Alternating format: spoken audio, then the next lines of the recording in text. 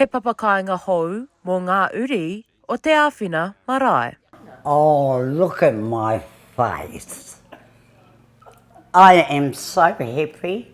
Neke atu I te rua te kaumāwha ngā tau e noho nei a ngā whakaara ki te marae hei kai karanga. Me te mea hoki e ngāka nui ana ki tōna kāinga hou. My voice seems to carry around the marae here, and I get especially a young one, a young rangatahi that can help me to work my stove and work my beautiful oven. Ko whakatū te marae o te āwhina I te rua te kau o ngā whare hou.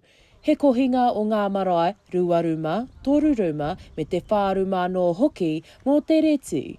Timata ke tēnei whakawhanaketanga I te hui tanguru I tērā tau, a ko tōna te kaumārima miriona tāra, te utu. In Te Āwhina is really problematic. So it's having access to good, affordable housing. So our whānau had been communicating to us for a long time about the need for good housing and the need to come and reconnect to their whenua and to the marae. Ko Miriana Stevens tērā e arahi ana I te whakawhanaketanga nei. Ko tāna, he kitenga mata whānui tēnei mo te ana mata o te marae. For us, it was really a no-brainer. We're always calling out and wanting people to come and sit on the paipai, to help in the kitchen, the mara. And so what better way from a succession perspective and reconnection to have our whānau living here on the whenua.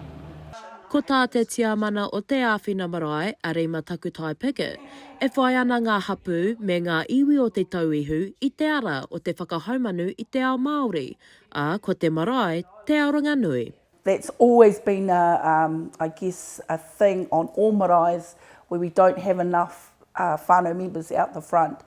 But the fact that they're returning home, that's a really big thing for us.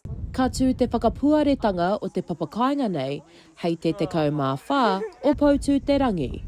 Shakayla Andrews-Alapaki, Tahu News.